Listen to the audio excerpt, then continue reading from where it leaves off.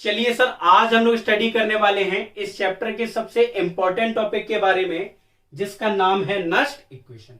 देखिए, Nernst equation exam purpose से बहुत ही ज्यादा इंपॉर्टेंट है, तो बहुत डिटेल में हम लोग इसको जानेंगे। सबसे पहली चीज, नस्ट इक्वेशन की हमें जरूरत क्यों है, या दूसरे शब्दों में कहें, नस्ट इक्वेशन का यूज कहां किया जाता है। दूसरा, नस्ट इक्वेशन का फॉर्मूला क्या है और उसे कैसे ड्राइव किया गया, ये भी जान लेंगे।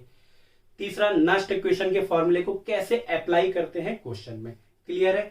चलिए सर जानते हैं। पहला, नस्ट इक्वेशन की हमें जरूरत क्यों है। जरूरत बोलो या यूज बोलो, बात एक ही है। तो बेटा मैं आपको बता दूं, नस्ट इक्वेशन का जो यूज है, it is use to calculate electrode potential. किसी भी मेटल का अगर आपको इलेक्ट्रोड पोटेंशियल निकालना हो तो आप नस्ट इक्वेशन का यूज कर सकते हैं। एंड सेल पोटेंशियल, किसी भी गैल्वेनिक सेल का अगर आपको सेल पोटेंशियल निकालना हो अलग अलग कंसंट्रेशन पे, अलग अलग टेम्परेचर पे, तो आप नस्ट इक्वेशन का यूज कर सकते हैं। तो पहली बात समझ में आई, नस्ट इक्वेशन का यूज इलेक्ट्रोड पोटेंशियल को निकालने में और सेल पोटेंशियल को निकालने में, या सेल पोटेंशियल को ही बेटा हम लोग क्या बोलते हैं, ईएमएफ ऑफ द सेल। इन दोनों को निकालने के लिए हम लोग नस्ट इक्वेशन का यूज करते हैं। अब दूसरी बात, नस्ट इक्वेशन को ड्राइव कैसे किया गया देखते हैं, जरा ध्यान से देखिए। एक फॉर्मूला है जो क्लास 11 के थर्मोडायनेमिक्स चैप्टर, जो फर्स्ट बुक का सेकंड लास्ट चैप्टर है क्लास 11th में, उसमें एक फॉर्मूला है डेल्टा जी बराबर delta G not 2.303 RT log base 10 Q। ये फॉर्मूला है, ठीक है। नहीं सुना तो कोई दिक्कत नहीं है, आज सुन लिया। नहीं सुना तो आज तो सुन लिया ना, याद कर लेना फॉर्मूला। डेल्टा जी बराबर delta G not 2.303 RT log base 10 Q। इस फॉर्मूले का यूज करके हम लोग नस्ट इक्वेशन को ड्राइव करेंगे। डेल्टा जी क्या है, ये हम लोग ऑलरेडी जान चुके हैं, gives free energy change. Delta G not standard gives free energy, R is the gas constant, T is the temperature and Q is the reaction quotient। अच्छा, Q को कैसे निकालेंगे ये मैं आपको इक्वेशन के लास्ट में बताऊंगा। जब नस्ट इक्वेशन ड्राइव हो जाएगी उसके बाद मैं आपको बताऊंगा Q को कैसे डिटरमाइन करते हैं। जरा ध्यान से देखिए, डेल्टा जी का फॉर्मूला अभी हाल ही में आप लोगों ने पढ़ा है, NFE सेल माइनस का NFE सेल, और डेल्टा जी नॉट का माइनस का NFE नॉट, अभी हाल ही में पढ़ा है हम लोगों ने। 2.303 RT log base 10 Q। Clear है बेटा? बिल्कुल। अब हम दोनों साइड डिवाइड कर दें बेटा, किसका, दोनों तरफ डिवाइड कर दो, both side by minus NF। ठीक है, बिल्कुल सर, दोनों साइड आप डिवाइड कर दो माइनस NF का। कर दो सर, क्या दिक्कत है।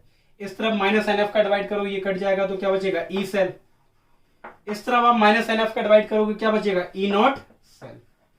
और इस तरफ आप माइनस NF का डिवाइड करोगे तो 2.303 RT अपॉन NF और log बेस 10 Q।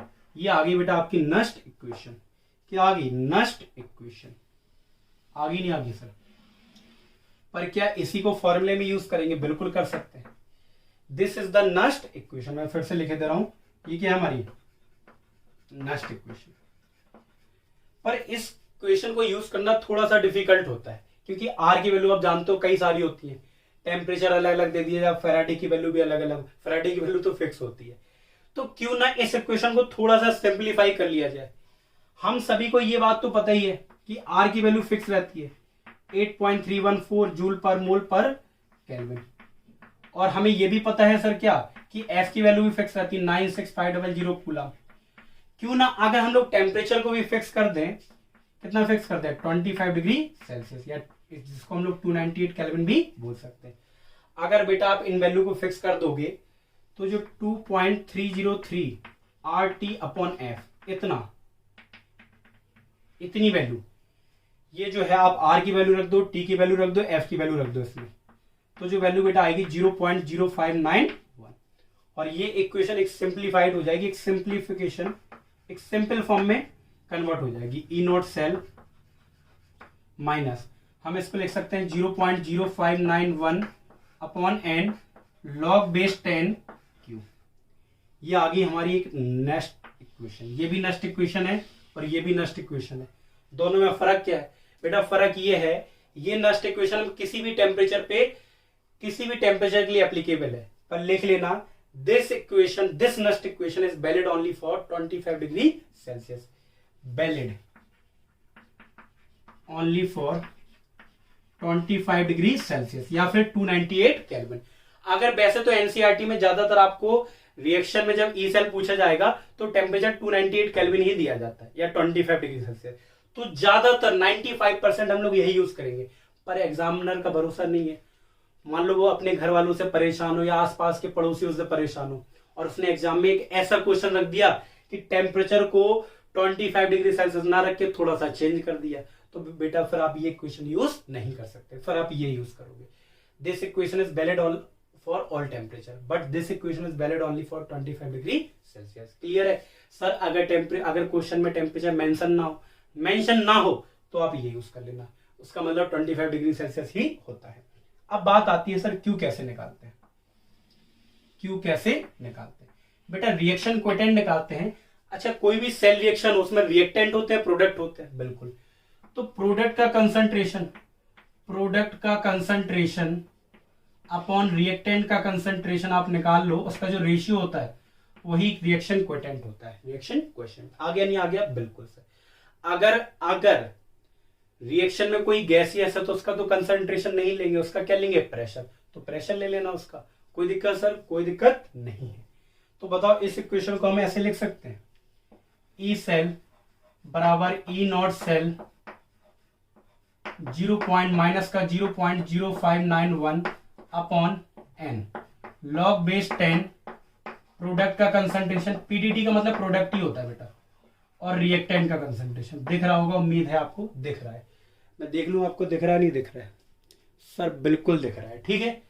तो ये आपको ऑब्जर्व हो रहा है, ये आ गई आपकी नस्ट इक्वेशन, ऐसे या ऐसे। ये इक्वेशन यूज करना, क्यू को हमेशा अलग से निकालना, कभी क्वेश्चन को क्यू को रख के मत निकालना। जब भी आप ई सेल का क्वेश्चन करो तो क्यू को अलग से निकाल लेना, फिर इसमें रख देना। सर एन क्या है? आप जानते हो, रिएक्शन को देख के एन निकाल सकते हैं, number of mole of electron transfer. E cell आपको पता है सेल पोटेंशियल होता है, और E not cell standard cell potential. बहुत ही रेयर केस होगा, बहुत टफ क्वेश्चन बनेगा जब आपको स्टैंडर्ड सेल पोटेंशियल की वैल्यू नहीं देंगे। इसकी वैल्यू निकालना तो आता है ना आपको, 3 स्टेप को, just make the formula from the reaction, put the value, get the answer. E not cell की वैल्यू निकालना मैंने आपको सिखा दिया था।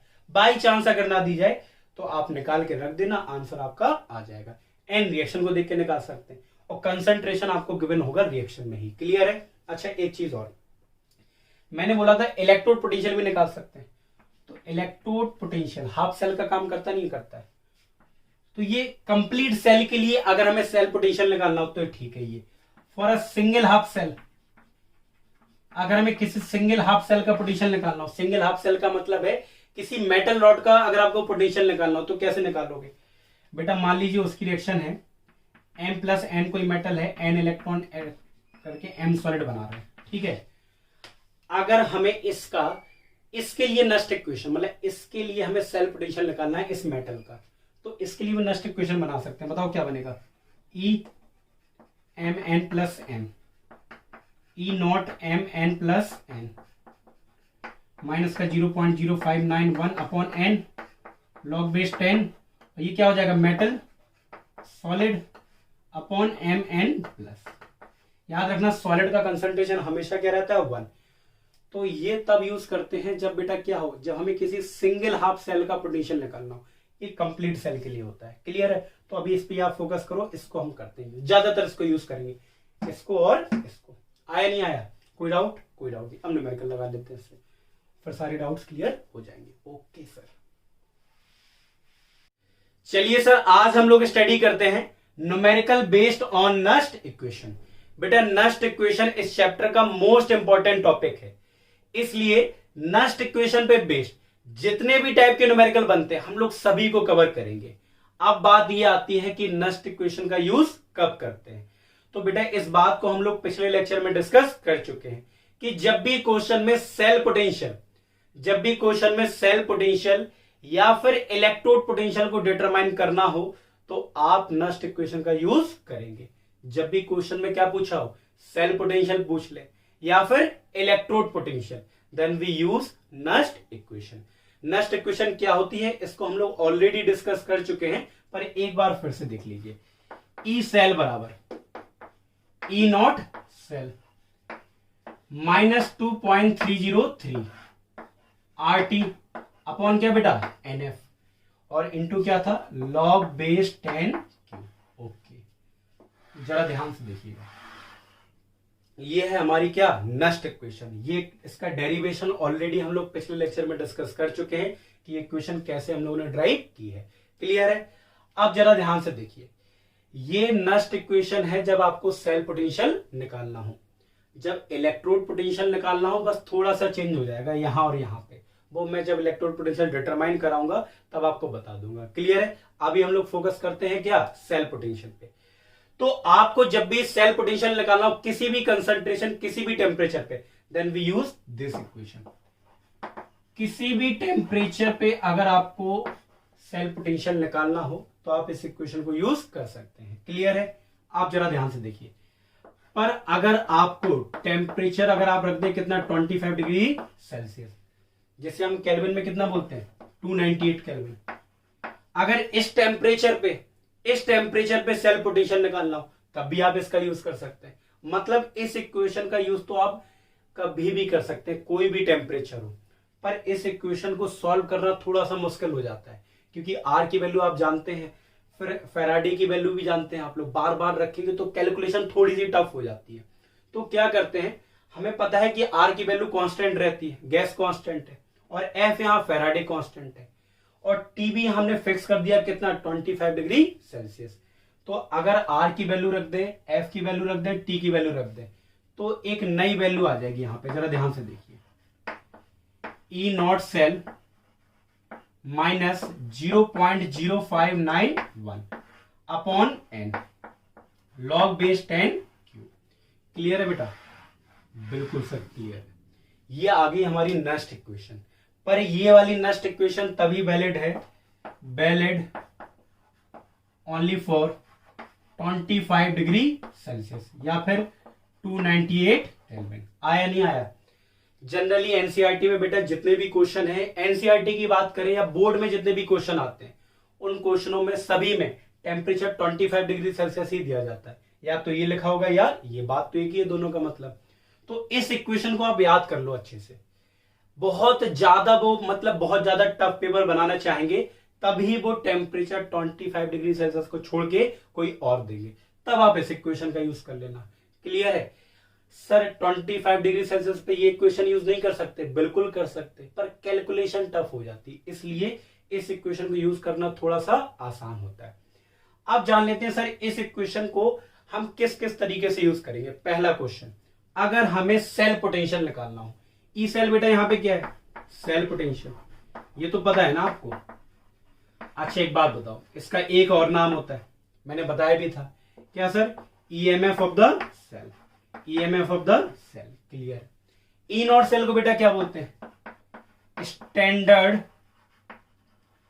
Standard cell potential. ठीक है? Okay sir. और एन को बेटा क्या बोलते हैं? एन बेटा हमेशा आपको जब सेल रिएक्शन दी जाएगी, एक बात और अच्छे से याद रखना, जब भी हमें ई सेल निकालना हो तो या तो हमें सेल रिएक्शन दी जाएगी लिख के या सेल रिप्रेजेंटेशन। पर अगर सेल रिप्रेजेंटेशन लिख के दिया गया हो तो उसे आप सेल रिएक्शन में कन्वर्ट कर लेना, क्योंकि सेल रिएक्शन की मदद से नस्ट इक्वेशन का यूज करना थोड़ा आसान होता है। क्लियर है? तो एन कहां से निकालते हैं? सेल रिएक्शन से। होता क्या ये? Number of electron transfer in reaction. Cell reaction में कितने इलेक्ट्रॉन ट्रांसफर हो रहे हैं या कितने मोल ऑफ इलेक्ट्रॉन ट्रांसफर हो रहे हैं, वो एन रिप्रेजेंट करता है। क्लियर है? यहां पे सर क्यू क्या है? क्यू है बेटा रिएक्शन क्वोशिएंट। क्लियर है? इसको डिटरमाइन कैसे करते हैं बेटा? क्यू को डिटरमाइन करते हैं प्रोडक्ट का कंसंट्रेशन। अरे एक नालायक, ये बताओ, सेल रिएक्शन आपको दी जाएगी तो सेल रिएक्शन में प्रोडक्ट भी होगा और रिएक्टेंट भी होगा, तो क्यू कैसे निकालोगे? प्रोडक्ट वालों का कंसंट्रेशन अपॉन रिएक्टेंट वालों का कंसंट्रेशन। पर अगर उनमें से कोई गैस है तो उनका कंसंट्रेशन की जगह क्या लेते हैं? पार्शियल प्रेशर, तो आप पार्शियल प्रेशर रख देना, कोई दिक्कत नहीं। अब इस इक्वेशन को किन किन तरीके से यूज किया जा सकता है जरा ध्यान से देखिए।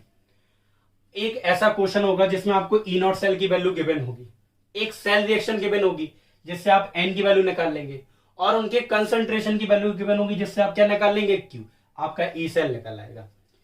अब सेकंड क्वेश्चन किस टाइप का, जरा ध्यान से देखिए।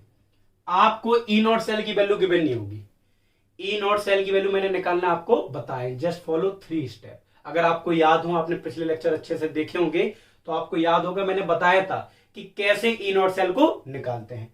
तो ई नॉट सेल के लिए आपको इलेक्ट्रोड पोटेंशियल दिए जाएंगे, कौन से, स्टैंडर्ड इलेक्ट्रोड पोटेंशियल आपको क्वेश्चन में गिवन होंगे, उससे ई नॉट सेल निकाल लेना। एन कहां से निकाल लोगे, सेल रिएक्शन गिवन होगी, क्यू कंसंट्रेशन तो गिवन हो गई होगा, क्लियर है, बिल्कुल। अच्छा, एक तरीके से और क्वेश्चन पूछ सकते हैं, मान लो ई सेल दे दिया आपको, ये दे दिया और मतलब कंसंट्रेशन दे दिया, तो ई नॉट सेल बता सकते हो, बिल्कुल बता सकते हैं। चलिए एक क्वेश्चन और है जो थोड़ा सा और घुमाएंगे, बताइए क्या। ये दे दिया आपको, ये भी दे दिया, एन दे दिया, और जो रिएक्टेंट जो क्यू की वैल्यू क्या होती है, concentration of product upon concentration of reactant, इनमें किसी एक का कंसंट्रेशन दे दिया। सर नॉर्मल सी बात है, एक का दे दिया तो दूसरे का निकाल लेंगे इस इक्वेशन का यूज करके, तो कोई दिक्कत नहीं। हमेशा याद रखना क्यू की वैल्यू को अलग से निकाल के फिर इस क्वेश्चन में रखना, तो क्वेश्चन को लगाना थोड़ा सा आसान रहेगा। और लॉग की वैल्यू जनरली आपको क्या होगी, गिवन। कुछ लॉग की वैल्यू आप याद कर लेना, जैसे कि लॉग 10, लॉग 10 की वैल्यू बेटा कितनी होती है, 1 होती है। लॉग 10 की पावर n, ये बात याद रखो, लॉग 10 की पावर n कितना होता है, n, इस बात को याद रखना। लॉग बेस कितना है, 10, और लॉग किसका कर रहे हो आप, 10, किसकी पावर n है, तो पावर ही बचती है, क्लियर है। लॉग 2 की वैल्यू आपको याद होनी चाहिए, सर कितनी होती है, 0.3010, तो कुछ वैल्यू आप याद कर लेंगे लॉग 5 तक, और ये याद होना चाहिए, क्लियर है। चलिए सर अब हम लोग लगाते हैं क्या, न्यूमेरिकल, आप इसको नोट डाउन कीजिएगा, इसके बाद हम लोग एक एक करके हर टाइप के न्यूमेरिकल को सॉल्व करते हैं। ओके सर, चलिए सर अब हम लोग सॉल्व करते हैं पहला क्वेश्चन जो कि बेस्ड है नस्ट इक्वेशन पे, और पहला क्वेश्चन है calculate the EMF of the following cell. देखिए इस लाइन से ये तो पता चल गया कि क्वेश्चन में क्या निकालना है, ईएमएफ ऑफ द सेल। बेटा ईएमएफ का मतलब भी मैं आपको बता चुका हूं, ईएमएफ बोलो या सेल पोटेंशियल बोलो बात एक ही है, मतलब ई सेल की वैल्यू हमें निकालनी है एट 298 केल्विन। 298 केल्विन का मतलब 25 डिग्री सेल्सियस, और आप सभी को पता है कि ई सेल 25 डिग्री सेल्सियस पे निकालना हो तो नस्ट इक्वेशन हम लोग क्या लगाते हैं, ई सेल बराबर E not cell minus 0.0591 upon n log base 10 Q, clear है। जरा ध्यान से देखिए, नस्ट इक्वेशन को जब भी अप्लाई करो ना तो ये वैल्यू पहले अलग से आप डिटरमाइन कर लो, जब आप इनको निकाल लोगे फिर आप पुट करोगे तो क्वेश्चन को सॉल्व करना थोड़ा आसान होगा, मतलब नस्ट इक्वेशन को सॉल्व करना थोड़ा क्या होगा, आसान। पहली बात बताओ आपको क्या चाहिए, ई नॉट सेल गिवन है सर, ई नॉट सेल तो डायरेक्ट ही गिवन है, कितना गिवन है 0.3 वोल्ट। दूसरी चीज क्या चाहिए, एन। मैंने बोला था सर आपको जब भी एन निकालना हो तो आप किससे निकालोगे, सेल रिएक्शन से। आपको रिएक्शन गिवन है, बिल्कुल रिएक्शन में कोई भी एक मेटल पकड़ लो, सीआर यहां पे है और यहां पे भी सीआर है सर, ठीक है। यहां पे सीआर पे कितना चार्ज है, 0, एक सीआर पे 0 तो 2 सीआर पे भी 0 होगा। यहां पे सीआर है, यहां पे सीआर पे कितना चार्ज है, 3+, एक सीआर पे 3+ चार्ज है और 2 सीआर पे कितना होगा सर, 6+6। तो बताइए सर कितना चेंज आ रहा है 0 से 6 में, सर 6 का चेंज, तो एन की वैल्यू 6। आप चाहो तो इसकी मदद से भी आप एन की वैल्यू को निकाल सकते हो। देख लो यहां पे कितना चेंज आ रहा है, 3 2 जा 6 और यहां पे 0, तो 6 से 0 कितना, 6 का चेंज आ रहा है, क्लियर है। इसका मतलब 6 इलेक्ट्रॉन ट्रांसफर हो रहे हैं रिएक्शन में। आ गया नहीं आ गया सर, एन की वैल्यू भी आ गई। अब बची बेटा किसकी वैल्यू, क्यू।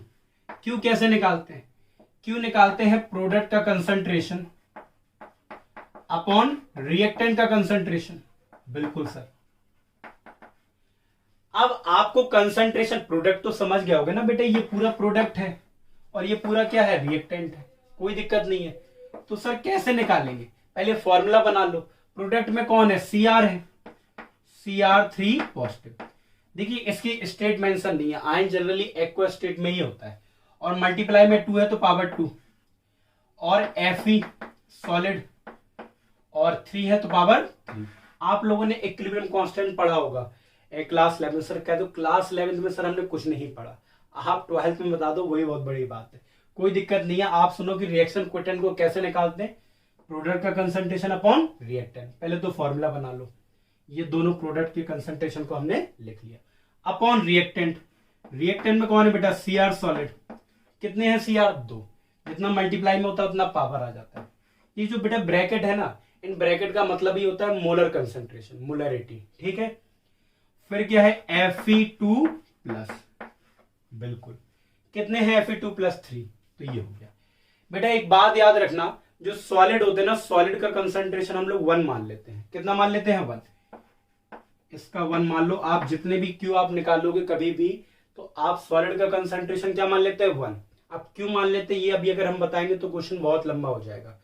आपको डाउट्स हो तो आप डाउट सेक्शन में पूछ लेना, मैं आपको अलग से बता दूंगा कि इसका कंसंट्रेशन 1 क्यों मानते हैं। जरा ध्यान से देखिए, Cr3 प्लस की वैल्यू कितनी गिवन है सर, Cr3 प्लस की वैल्यू कितनी गिवन है, 0.01।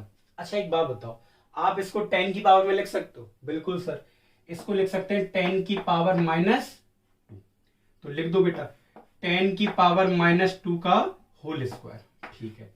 इसकी वैल्यू तो 1 रख दी, इसकी भी 1 रख दी, तो अब बचा क्या, Fe2 प्लस। Fe2 प्लस क्या है, 0.1। इसको हम 10 की पावर -1 लिख सकते हैं का होल क्यूब। बताओ कितना हो गया, ये हो गया -4 और ये हो गया -3, ठीक है। और ये ऊपर जाएगा 10 की पावर -4 प्लस 3, कितना हो जाएगा बेटा, -1। कोई दिक्कत नहीं है सर। अब रख दो आप। तो इतनी चीजें आपको पता लगानी थी, जो कि आपने पता लगा ली। अब इस इक्वेशन में रख दो, थोड़ा सा आसान होगा। अब सोचो यही आप इस इक्वेशन में रख के सॉल्व कर रहे होते तो क्वेश्चन बार बार आपको ये लिखना पड़ना, इसीलिए मैंने ये सारी चीजें पहले अलग से डिटरमाइन कर ली। अब इस नेक्स्ट इक्वेशन में हम इन वैल्यू को पुट कर देंगे। ई सेल बराबर ई नॉट सेल कितना गिवन है बेटा, 0.3 वोल्ट माइनस 0.0591। एन की वैल्यू बेटा कितनी है, 6। और क्यू की वैल्यू देखो डायरेक्ट मैंने निकाल ली है, कितनी है, 10 की पावर -1। मैंने कुछ बोला था जब नेक्स्ट इक्वेशन लिखा रहे थे कि 10 की पावर जितनी हो लॉग की वैल्यू उतनी ही हो जाती है। सो बताओ कितना हो जाएगा यहाँ पे, अगर हम इसे और डिटेल में लिखें तो 0.3 माइनस 0.0591 अपॉन 6 इंटू -1, ये हो जाएगा। ये पावर में क्या मैंने बताया था बेटा, log 10 की पावर n की वैल्यू कितनी होती है, n। ऐसी log 10 की पावर -n1 की वैल्यू कितनी हो जाएगी, -1। तो बताओ ये माइनस का मल्टीप्लाई करते हैं तो बेटा ये किसका हो जाएगा, प्लस का। आप इसको जब सॉल्व करोगे तो आपका आंसर जो आएगा वो लगभग आएगा 0.309 वोल्ट। आगे सॉल्व कर लेना बेटा, कैसे सॉल्व करोगे, 6 एलसीएम ले लेना, ऐड कर देना, फिर डिवाइड कर देना 6 से, तो इतनी वैल्यू आएगी। तो ई सेल की वैल्यू हमारी कितनी आ गई, 0.309 वोल्ट, या इसे आप अप्रोक्स में 0.31 वोल्ट भी लिख सकते हो। क्लियर है बेटा, आगे नहीं आगे। ये क्वेश्चन काफी आसान था, कुछ था ही नहीं इसमें। क्या आपको ई नॉट सेल डायरेक्ट गिवन था, कंसंट्रेशन बस फॉर्मूले में वैल्यू उठा के रखनी थी। अब कुछ क्वेश्चन में मान लो आपको ई नॉट सेल गिवन ना हो तो सर ई नॉट सेल भी निकाल लेंगे, थोड़ा सा और लेंथी हो जाएगा और कुछ नहीं होगा। क्लियर है, तो एक क्वेश्चन हम लोग वैसा भी कर लेंगे जिसमें E not cell given, sorry E not cell directly given नहीं है, स्टैंडर्ड इलेक्ट्रोड पोटेंशियल गिवन है, उनकी मदद से हम लोग ई नॉट सेल निकालेंगे और फिर क्वेश्चन को यूज करेंगे। आगे नहीं आगे। ये क्वेश्चन आपको समझ में आया नहीं आया, सर बिल्कुल आया, पर सर ये नहीं बताया कि सॉलिड का कंसंट्रेशन 1 क्यों मानते हैं। बेटा मैं एक बात बता दे रहा हूं, हमें यहाँ पे सॉलिड का जो कंसंट्रेशन है ना, इससे कोई भी सॉलिड के कंसंट्रेशन पे चेंज करने पर सेल पोटेंशियल पे कोई चेंज नहीं आता है।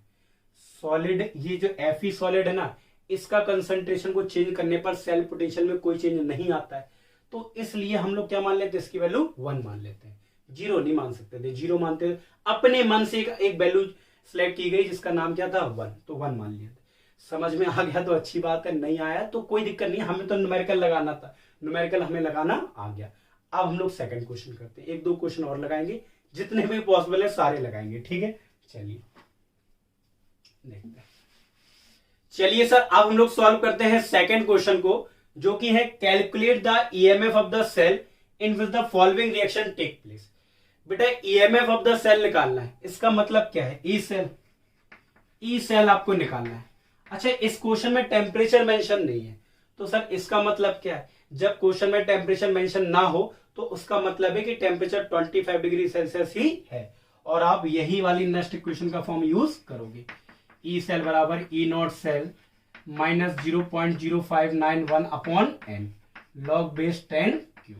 क्लियर है? बिल्कुल। और इसी इक्वेशन का यूज करके आप ई सेल की वैल्यू को निकालोगे। पर इस क्वेश्चन में थोड़ा सा अलग है। पूछा क्या? इससे पहले वाले क्वेश्चन में हमें ई नॉट सेल डायरेक्ट गिवन था, पर यहां पे आपको स्टैंडर्ड इलेक्ट्रोड पोटेंशियल की वैल्यू गिवन है।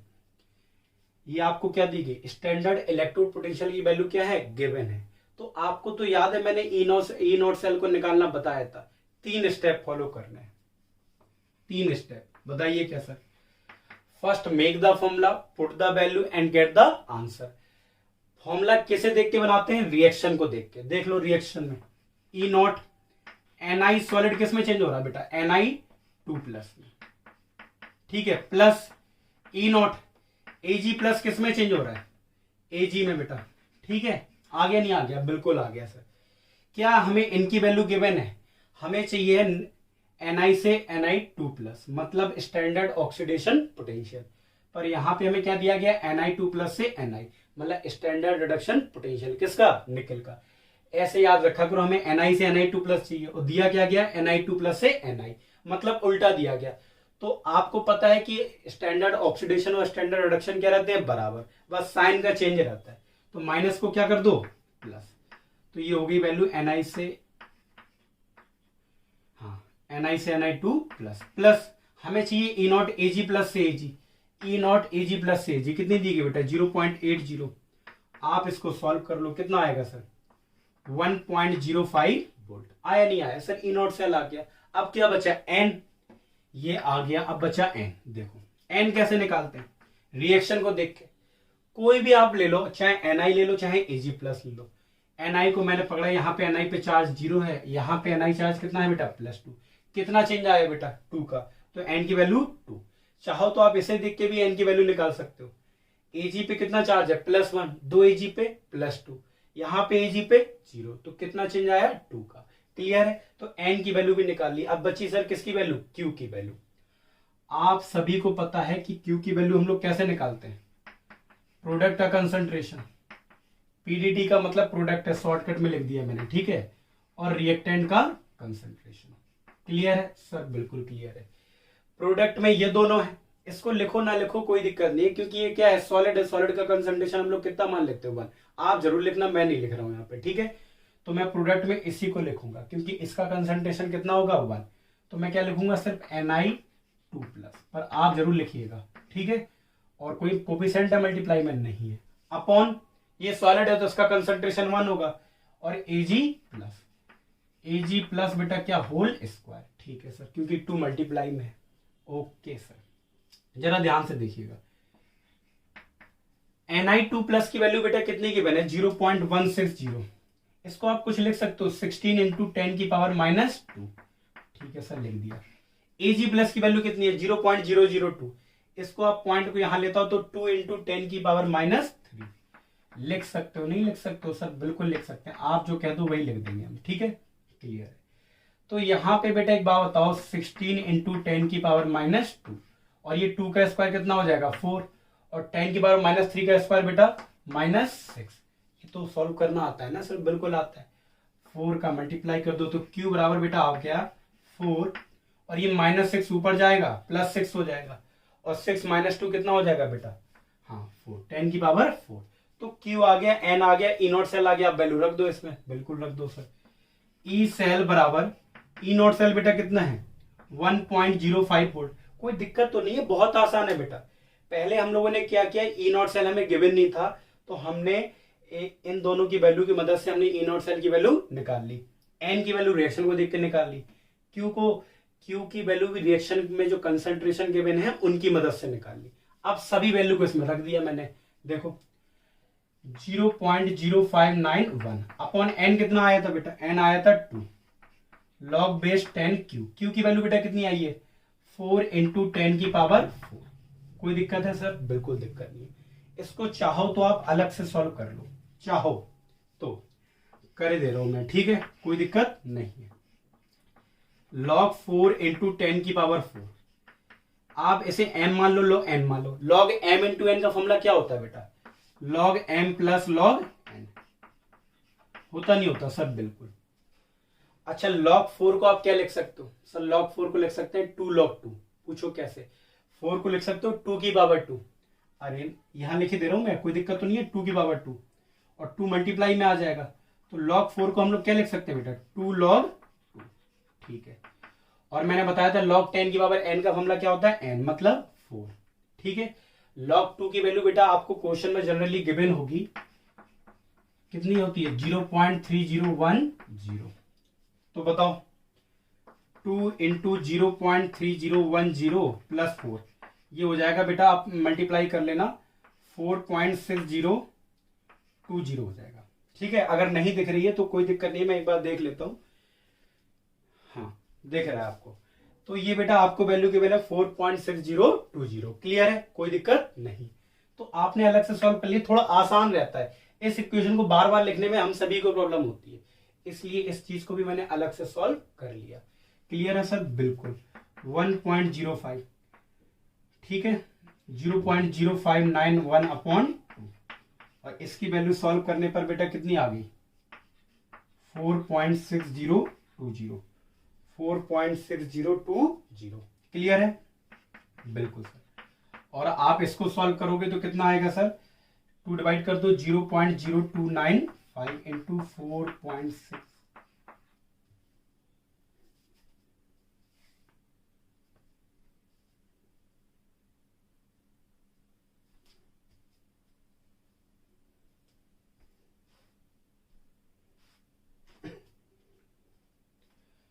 इंटू 4.6020। बेटा आप इसको सॉल्व कर लोगे तो आंसर लगभग आ जाएगा 0.91 वोल्ट। क्लियर है बेटा? बहुत आसान, सॉल्व कर लीजिएगा। देखिए सॉल्व करना, मल्टीप्लाई डिवाइड तो आप सभी को आता है, इतना तो सॉल्व कर लोगे। इन दोनों को मल्टीप्लाई करोगे, हम कर दे सॉल्व, कोई दिक्कत नहीं होगी, बस टाइम लगेगा और क्या होगा। इसलिए मैंने डायरेक्ट आंसर लिख दिया 0.91 वोल्ट। क्लियर है? उम्मीद है कि ये क्वेश्चन भी आपको अच्छे से आ गया होगा। एक दो क्वेश्चन और लगा लेते हैं जो इसमें वेराइटीज आती हैं, फिर उसके बाद हम लोग नेक्स्ट टॉपिक को कंसिडर करेंगे। चलिए आप इसे लिख लीजिए, मैं इसको रफ कर देता हूं। चलिए सर, अब हम लोग सॉल्व करते हैं थर्ड क्वेश्चन को, जो कि है calculate the EMF of the following cell at 25 degree Celsius.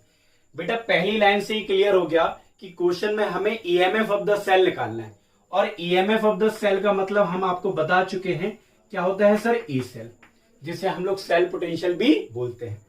25 degree Celsius पर निकालना है। ई सेल को बेटा हम लोग किससे निकालते हैं? नस्ट इक्वेशन से, और नस्ट इक्वेशन 25 डिग्री सेल्सियस के लिए यही तो होती है सर। बिल्कुल। 0.0591 upon n log base 10 cube. आपको निकालना क्या है बेटा इस इक्वेशन में? ई सेल निकालना है। आपको क्या चाहिए? ई नॉट सेल चाहिए, n चाहिए और q चाहिए। क्लियर है? आपको देखो क्या क्या गिवन है। आपको गिवन है बेटा ई नॉट सेल 0.46 वोल्ट। अब क्या आपको n गिवन है? क्या नहीं है। क्या आपको q गिवन है? नहीं है।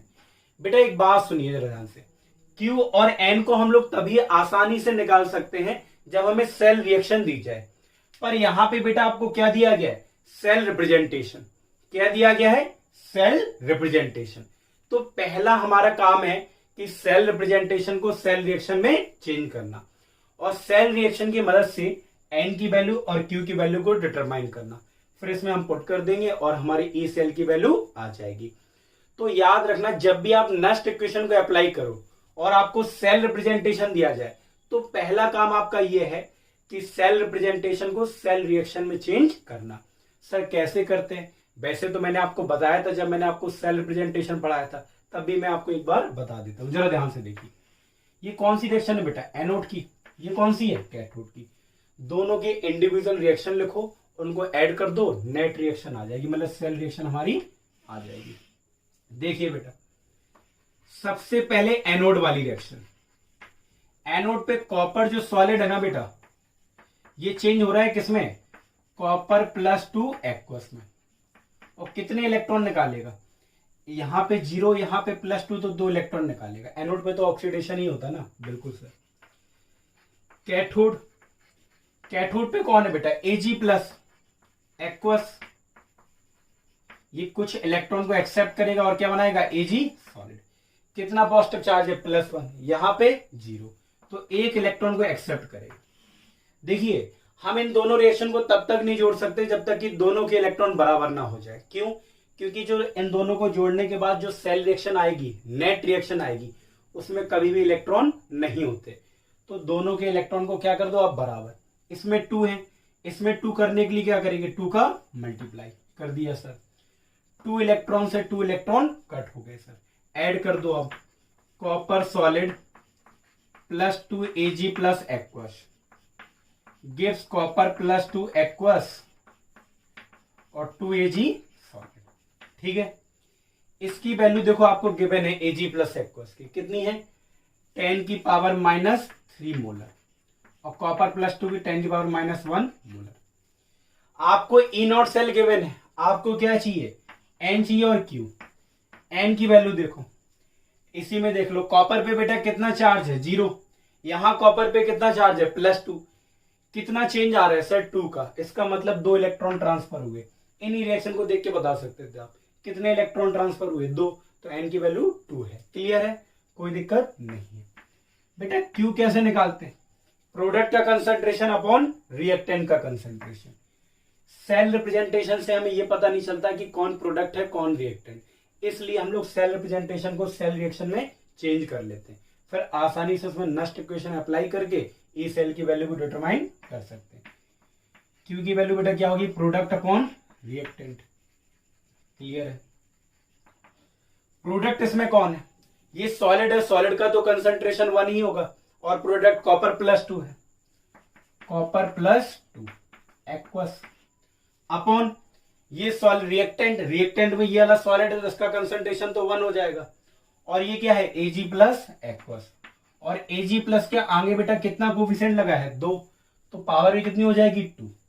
कॉपर 2 प्लस की वैल्यू बेटा हमें दी गई है कितनी, 10 की पावर -1 मोलर, और इसकी वैल्यू दी गई है 10 की पावर -3, तो 10 की पावर -3 का होल स्क्वायर।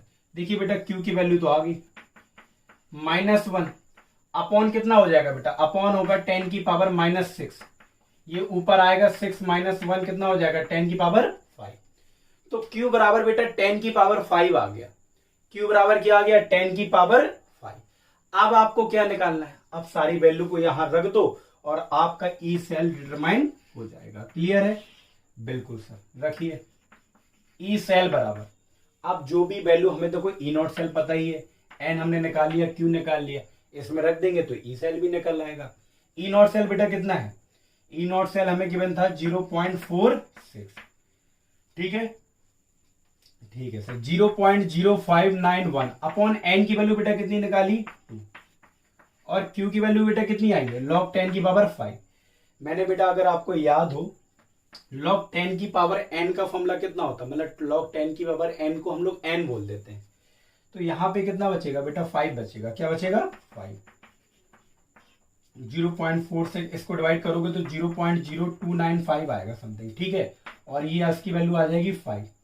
आप इसको सॉल्व कर लो, इसको सॉल्व करना तो जानते हो आप, सॉल्व कर लेना, 0.314 वोल्ट आ जाएगा बेटा, ठीक है, ये आ गया आपका ई सेल। क्लियर है, कोई डाउट, कोई डाउट नहीं, बहुत आसान। अरे इतना सॉल्व तो कर लोगे, मल्टीप्लाई करके इससे माइनस कर देना, इतना ही आएगा, 0.314, थोड़ा बहुत इधर उधर हो जाए पर लगभग इतना ही आएगा। आ गया नहीं आ गया सर, बिल्कुल आ गया, कोई डाउट क्वेश्चन में नहीं है। तो क्वेश्चन में सबसे पहले आप देखा करो क्या निकालना है, उसके लिए क्या फॉर्मूला है, जो फॉर्मूले में जो वैल्यू हमें चाहिए क्या वो सारी वैल्यू गिवन है, तो डायरेक्ट रख के फिर क्वेश्चन लगा लो। अगर वो वैल्यू गिवन नहीं है, वो वैल्यू गिवन नहीं है, तो उन वैल्यू को पहले डिटरमाइन करो, फिर उस फॉर्मूले में रख दो और आपका जो आपको क्वेश्चन में पूछा गया है उसका आंसर आ जाएगा। क्लियर है सर, बिल्कुल।